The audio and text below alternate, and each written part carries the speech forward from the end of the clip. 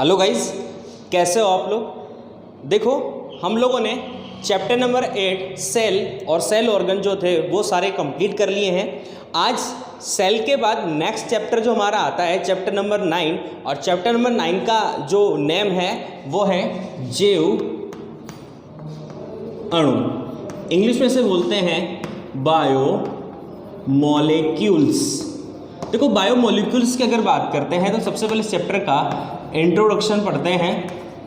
अगर इंट्रो की बात करते हैं तो यूजुअली बायोमोलिक्यूल या जैव अणु का मतलब होता क्या है। देखो, हमने अभी थोड़े दिनों पहले सेल चैप्टर कंप्लीट किया था। तो सेल जो होती है, हमें ये तो पता लग गया कि हमारी बॉडी का फॉर्मेशन जो होता है वो सेल से होता है। लेकिन जो सेल जो होती है, कोशिका जो होती है, उसका निर्माण भी तो किसी न किसी चीज़ से होता होगा, और उसी सेल से हमारा विकास होता है और जो हमारे शरीर का निर्माण होता है। तो ये जो कोशिका जो होती है, इस कोशिका का जो निर्माण होता है वो किन किन पदार्थों से, किन किन तत्वों से होता है। जैसे आप लोग फिजिक्स में पढ़ते हो कि जो होते हैं परमाणु, जो होते हैं परमाणु सबसे सूक्ष्मतम इकाई होती है पदार्थ की।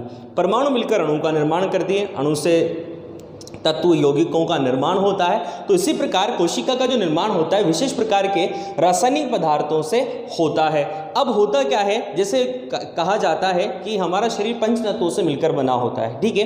तो वही वाली बात है कि हम एनवायरनमेंट में प्रेजेंट जितने भी तत्व जो होते हैं उन तत्वों के मिलने से कोशिका जो होती है उसका निर्माण होता है, और उसी कोशिका जो होती है ये कोशिका उन पदार्थों को ग्रहण करती है। ग्रहण करके यानी जितने भी तत्व हम जो यौगिक या तत्व जो लेते हैं वो पृथ्वी में पाए जाने वाले पदार्थों से ही लेते हैं। इनको ग्रहण करने के पश्चात हम अपनी दिनचर्या को पूरा करते हैं, अपना जीवन पूरा कंप्लीट करते हैं। और जैसे मृत्यु होती है तो मृत्यु होने के पश्चात शरीर को जलाया जाता है, दफनाया जाता है। तो वापस जो पदार्थ हमने पर्यावरण से लिए थे, एनवायरनमेंट से लिए थे, वापस उन्हीं पदार्थों को कहाँ दे दिया जाता है, वापस एनवायरनमेंट को दे दिया जाता है। तो कुल मिला के ये सर्कल चलता रहता है। जैसे आप लोगों ने पारिस्थितिकी तंत्र भी पढ़ा होगा तो देखा होगा यूजुअली क्या होता है, जैसे कुछ पदार्थ जो होते हैं वो पदार्थ मिट्टी में होते हैं, बीज बोते हैं, बीज से अंकुरण होता है, जड़ें जो होती है वो उन पदार्थों को भूमि में पाए जाने वाले जो विशेष प्रकार के तत्व या यौगिक जो होते हैं उनको अवशोषित करते हैं, और पौधे उनको ग्रहण करते हैं। इन पौधों को जो होते हैं पहले छोटे जानवर ग्रहण करते हैं, छोटे से थोड़े बड़े जानवर ग्रहण करते हैं, और बड़े से सबसे बड़े जो उच्च उपभोक्ता जो होते हैं वो लोग उनको ग्रहण करते हैं। तो इस तरह से ये चक्र चलता रहता है और उनकी मृत्यु को वापस भूमि पर पहुंचा दिया जाता है। तो वही वाली बात है कि बायोमोलिक्यूल्स या जैव अणु जो होते हैं वो जीव द्रव्य यानी कोशिका के अंदर पाया जाने वाला जो जीव द्रव्य जो होता है उस जीव द्रव्य के निर्माण करने वाले यौगिक होते हैं, अणु होते हैं। तो वही बात आज इस चैप्टर में हम लोग स्टार्ट करेंगे। तो सबसे पहली चीज़ तो हमें ये ध्यान रखना है कि हमारे शरीर की जो कोशिकाएं जो होती हैं उन कोशिकाओं के अंदर जो पदार्थ होते हैं वो ज़्यादातर कार्बन, हाइड्रोजन, ऑक्सीजन और नाइट्रोजन से मिलकर बने होते हैं। यानी 99.99% भाग तो जो होता है या 96 से 97% जो पोर्शन जो होता है वो ऑर्गेनिक मटेरियल का ही होता है, यानी कार्बनिक पदार्थों से मिलकर बना होता है। और शरीर के सूक्ष्म भाग का लगभग 50 से ज़्यादा प्रतिशत भाग जो होता है वो कार्बन से बना होता है, यानी ज़्यादातर कार्बनिक कंपाउंड जो होते हैं। तो अगर डेफिनेशन अगर बायोमोलिक्यूल की बोलते हैं तो सजीवों के शरीर यानी जीवित कोशिकाओं जो होती हैं उन जीवित कोशिकाओं में पाए जाने वाले कार्बनिक जो यौगिक होते हैं उन कार्बनिक यौगिकों को जैव अणु कहा जाता है। या और सीधी डेफिनेशन बोले तो सजीव कोशिका में पाए जाने यानी ऐसी पदार्थ जो सजीव कोशिका का निर्माण करते हैं बायोमोलिक्यूल्स कहलाते हैं। तो ये हम लोग डेफिनेशन हो गई। अब आगे हम लोग और बात करते हैं। तो टोटल अगर बात करते हैं तो ये जो पदार्थ जो होते हैं यानी कुल मिला के जो जीवित कोशिकाएं जो होती हैं उन जीवित कोशिकाओं के कार्बनिक यौगिक जो होते हैं उन कार्बनिक यौगिकों से ही जीवित कोशिकाओं का निर्माण होता है। यानी जीवित कोशिकाओं में उपस्थित कार्बनिक यौगिक जो होते हैं वही क्या कहलाते हैं, बायोमोलिक्यूल या जैव अणु कहलाते हैं। आगे हम अगर बात करते हैं तो यूजुअली क्या होता है कि कंपेयर अगर पृथ्वी एनवायरनमेंट से करें तो सबसे ज़्यादा मात्रा में कार्बन जो बॉडी में होता है तो हमारी बॉडी में ही होता है। वातावरण से ज़्यादा कार्बन कंपाउंड। अब ऐसा मत सोच लेना कि CO2 जो होती है वो CO2 भी कार्बनिक कंपाउंड में आएगी और CO2 भी हमारी बॉडी, क्योंकि CO2 जो होती है, अब देखो यहाँ पर डेफिनेशन चेंज हो जाते हैं। यहाँ पर होता क्या है कि कार्बन कंपाउंड वाले जो यौगिक हैं उसमें कार्बोहाइड्रेट यौगिक, क्योंकि कार्बनिक रसायन में हम किसको पढ़ते हैं, कार्बोहाइड्रेट यौगिक को, ना कि कार्ब ऑक्सीजन वाले यौगिकों को। तो कार्बन और हाइड्रोजन बॉन्डिंग वाले जो यौगिक होते हैं वो कार्बनिक मटेरियल में आते हैं, यानी कार्बनिक रसायन में आते हैं। तो ये कार्बनिक मटेरियल जो होता है वही हमारी बॉडी में ज़्यादातर प्रेजेंट होता है। तो यही चीज़ हमें पढ़नी है कि जो बायोमोलिक्यूल्स जो होते हैं, जैव अणु का मतलब यही होता है कि कोशिका में ऐसे कौन कौन से पदार्थ जो होते हैं वो पाए जाते हैं। तो सबसे पहले तो ये चीज़ देखते हैं कि इसका विश्लेषण करने के लिए एक बार किया क्या कि आप लोगों ने देख ही रखा होगा, जो मसाला पीसने के लिए जो बीटर और सॉल्टर जो होता है, यानी यूजुअली ओखली जिसे कहा जाता है, तो उस ओखली में एक मांस के टुकड़े जो होता है, टिश्यू जो होता है, ये हमने ले लिया, ये ऊतक ले लिया एक, ठीक है। इस ऊतक को हम किसी से कूट रहे हैं, कूट दिया, बढ़िया कूट दिया और एक लेप तैयार कर लिया। इसको हम लोगों ने क्या किया, अब इसमें हमने एक चीज़ और डाल दी। आप लोगों ने एसिटिक एसिड का फॉर्मूला तो पढ़ा होगा, ये एसिटिक एसिड होता है। इसी तरीके से एसिटिक एसिड में यहाँ पर क्या हो जाएगा, ट्राई क्लोरो एसिटिक एसिड, तो ट्राई क्लोरो एसिटिक एसिड जो होता है उसके साथ इसको कूट लिया जाता है, ऊतक को, टिश्यू को, और फिर इसको हम लोग एक छलनी जो होती है उसके द्वारा छान लेते हैं।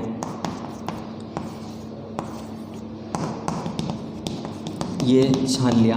अब कुछ पदार्थ जो होते हैं वो छनते नहीं है, कुछ पदार्थ छन जाते, जो छनते हैं उन्हें तो बोला जाता है फिल्ट्रेट या निस्यंद, फिल्ट्रेट या निस्यंद हिंदी में बोला जाता है, और इन्हें बोलते हैं रिटेंटेड।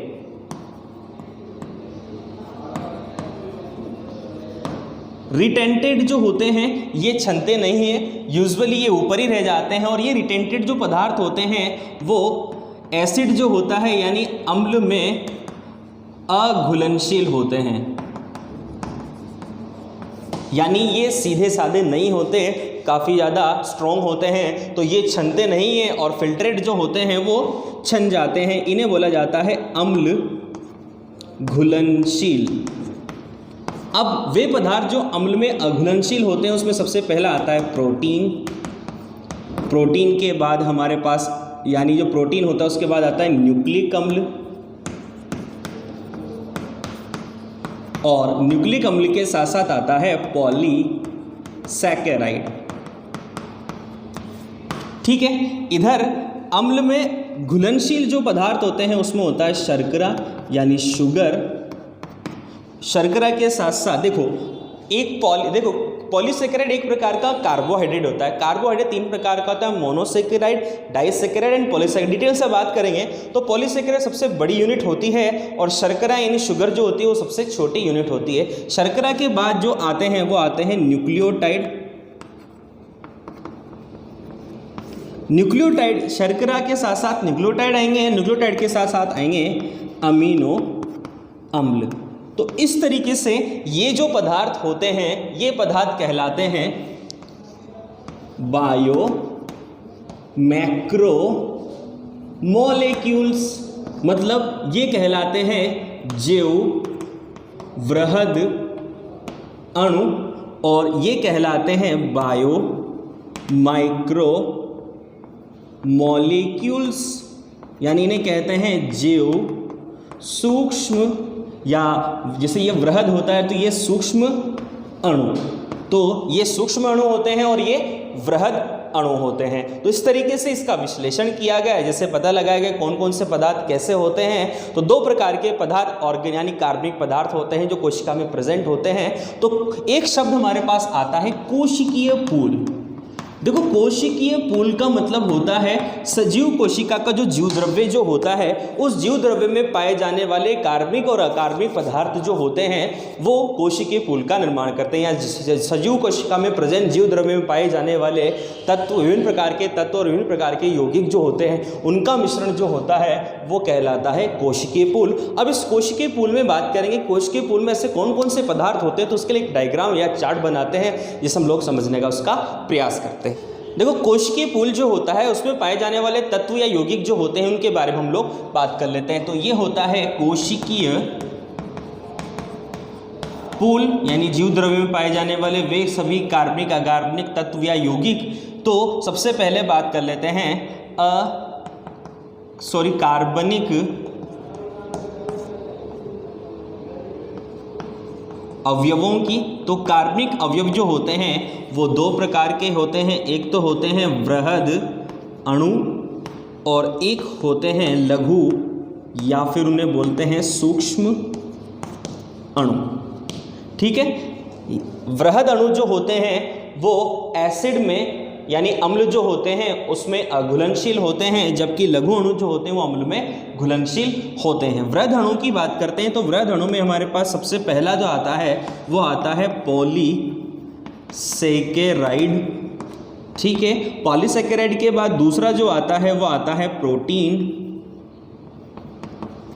प्रोटीन के बाद हमारे पास जो आता है वो आता है न्यूक्लिक अम्ल यानी न्यूक्लिक एसिड, और लास्ट में आता है लिपिड जिसे हम लोग वसा कहते हैं। तो ये वृहद अणुओं की बात हो गई। लघु अणुओं की अगर बात करते हैं तो लघु अणुओं में शुगर, जिसे शर्करा कहा जाता है या मोनोसेक्राइड से कहा जाता है।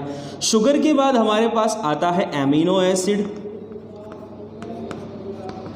और एमिनो एसिड जो होता है उसके बाद आते हैं हमारे पास न्यूक्लियोटाइड। ठीक है, तो ये लघु अणु। अब इधर बात कर लेते हैं अकार्बनिक पदार्थों की। तो अकार्बनिक पदार्थों में सबसे पहली चीज जो आती है वो आता है जल।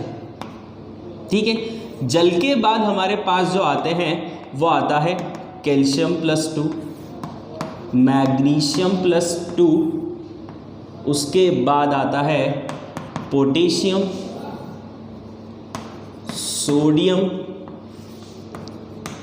NaCl, उसके बाद आते हैं सोडियम बाइकार्बोनेट, और इसके बाद हमारे पास आते हैं CO3 कार्बोनेट आयन, और कार्बोनेट के बाद आते हैं सल्फेट आयन। तो ये कुछ अकार्बनिक पदार्थ होते हैं जो भी कोशिकीय पूल में प्रेजेंट होते हैं। तो इस प्रकार से जो बायोमोलिक्यूल्स जो होते हैं यानी जैव अणु जो होते हैं वो कोशिकीय पूल में प्रेजेंट होने वाले पदार्थ होते हैं। सबको एक एक करके पढ़ेंगे। सबसे पहले हम लोग अकार्बनिक पदार्थों के बारे में बात कर लेते हैं, फिर उसके बाद हम लोग बात करेंगे कार्बनिक अवयवों के बारे में, जिसमें सबसे पहले हम वृहद अणु पढ़ेंगे। वृहद अणु से रिलेटेड ही लघु अणु होते हैं। क्यों? क्योंकि देखो जब पॉलीसेकेराइड जो होता है यानी एक प्रकार से कार्बोहाइड्रेट का प्रकार होता है, और जो शुगर जो होती है शर्करा वो कार्बोहाइड्रेट का छोटा अणु होता है। तो एक तो कार्बोहाइड्रेट पढ़ेंगे।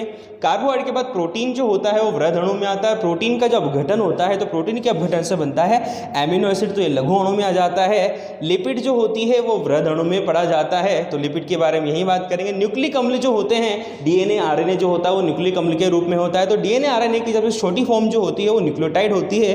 देखो यूजुअली क्या होता है, डीएनए आरएनए जब हम लोग पढ़ेंगे तो वही बात करेंगे न्यूक्लियोसाइड और न्यूक्लियोटाइड, यानी पहले न्यूक्लियोसाइड जो होते हैं उनका निर्माण होता है, न्यूक्लियोसाइड से न्यूक्लियोटाइड का निर्माण होता है, और यही न्यूक्लियोटाइड जो होते हैं वो पॉलीन्यूक्लियर श्रृंखला का निर्माण करते हैं, जिससे डीएनए के सूत्र का निर्माण होता है। डीएनए आरएनए के जो सूत्र होते हैं उनका निर्माण इनसे ही होता है। तो सबसे पहले हम लोग बात करते हैं अकार्बनिक पदार्थों के बारे में। देखो कोशिकीय पूल में पाए जाने वाले पदार्थों में सबसे पहले हम बात करते हैं अकार्बनिक पदार्थों की। तो देखो अकार्बनिक पदार्थ जो होते हैं, एक तो पहली चीज़ इसमें कार्बन जो होता है वो एब्सेंट होता है, सरल संरचना वाले छोटे अणु होते हैं। दूसरी बात करते हैं विभिन्न प्रकार के खनिज लवण, उसके साथ साथ विभिन्न प्रकार की गैसें और आयन जो होते हैं वो अकार्बनिक पदार्थों में पाए जाते हैं। तो ये तीन ही चीज़ों के बारे में हम लोग बात करेंगे। सबसे पहले हम लोग अगर बात करते हैं तो इसमें अकार्बनिक पदार्थों में सबसे पहली चीज़ जो पाई जाती है वो पाया जाता है जल। देखो जल की बात करते हैं तो जल के अगर गुणों की बात करें तो देखो जल के बारे में आप लोगों ने पढ़ा भी होगा कि जल जो होता है लगभग 90% से लेकर 92% जो पोर्शन होता है वो जल से ही बना हुआ होता है, यानी अधिकांश भाग में जल प्रेजेंट होता है। और जल के बारे में अगर हम लोग बात करते हैं तो जल जो होता है एक उदासीन रंगहीन, गंधहीन होता है। इसकी पीएच बात करते हैं तो उसकी पीएच 7 होती है, ना तो अम्लीय होता है ना ही क्षारीय होता है। टोटली देखा जाए तो जो जल जो होता है वो शरीर के भार का लगभग 60 से 90% भाग बनाता है। और इसमें अगर इसके अणुसूत्र की बात करते हैं तो H2, इसमें हाइड्रोजन के 2 अणु होते हैं, ऑक्सीजन का 1 अणु होता है, यानी हाइड्रोजन और ऑक्सीजन के अनुपात को देखें तो 2 अनुपात इनका रेशियो होता है, 2:1 का। इसके बाद अगर इसके गुणों की बात करते हैं तो सबसे पहला गुण तो यही आता है, उदासीन, रंगहीन और गंधहीन होता है। इसकी पीएच जो होती है 7 जो होती है इसकी पीएच होती है।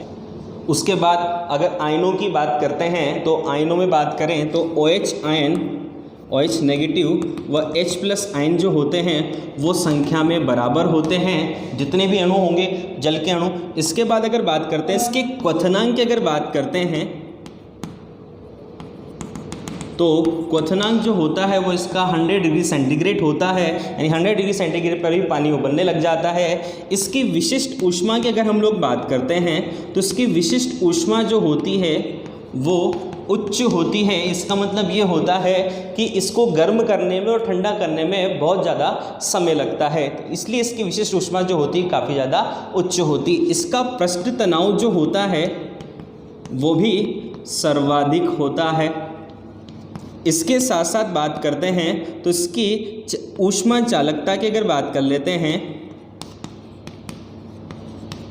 तो ऊष्मा चालकता का मतलब ये होता है कि इसके एक पात्र, जैसे किसी भगोनी में या किसी भी पात्र में हम अगर पानी को गर्म करते हैं तो एक हिस्से को गर्म करते हैं, बल्कि गर्म पूरा का पूरा पानी जो उस पात्र में भरा होता है पूरा का पूरा गर्म होता है। तो इसका मतलब ये होता है कि ऊष्मा चालकता यानी पूरा का पूरे पात्र में हर जल के अणु जो होते हैं वो बराबर तापमान के हो जाते हैं। इसके बाद अगर बात करते हैं तो ये शुद्ध जल जो होता है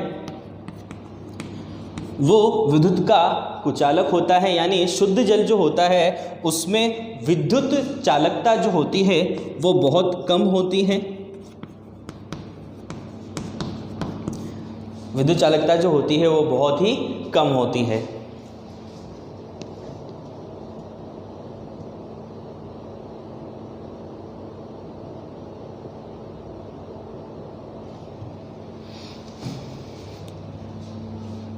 अब विद्युत चालकता कम होने के साथ साथ ही, लेकिन जब इसमें विद्युत अपघट्य मिल जाते हैं ना, तो विद्युत अपघट्य मिल जाने के बाद इसकी जो चालकता होती है वो जल्दी से बढ़ जाती है। तो अशुद्ध जल जो होता है यानी बारिश का जो जल होता है शुद्ध जल होता है तो उसकी चालकता बहुत कम होती है, लेकिन विद्युत अपघट्य मिल जाने के बाद उसकी चालकता बढ़ जाती है। आगे अगर हम बात करते हैं तो ये ठोस, द्रव और गैस तीनों अवस्थाओं में पाया जाता है। और इसके बाद बात करें तो इसमें जो अंतर अणु का आकर्षण बल जो होता है वो काफ़ी ज़्यादा होता है। तो उसमें सहसंजन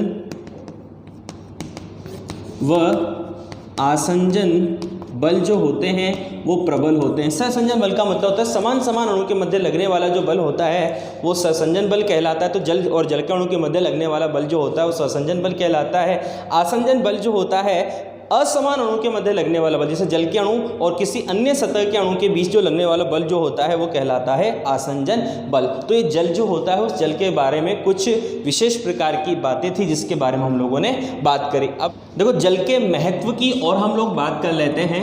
तो जल के महत्व की अगर बात करते हैं तो यूजुअली आपको काफ़ी सारे महत्व पता लग जाएंगे, क्योंकि जल जो होता है वो जीवन का आधार होता है। प्रत्येक कोशिका का अधिकांश भाग जो होता है वो जल से ही मिलकर बना होता है। विभिन्न प्रकार की जो रासायनिक क्रियाएं कोशिका के अंदर जो होंगी वो जल में ही संपन्न होती हैं। शरीर के ताप नियंत्रण का काम जो होता है वो भी जल के द्वारा ही संपन्न होता है। विभिन्न प्रकार के जलीय जंतु जो होते हैं उन जलीय जंतुओं में श्वसन की प्रक्रिया जो होती है वो भी जल के माध्यम से संपन्न होती है।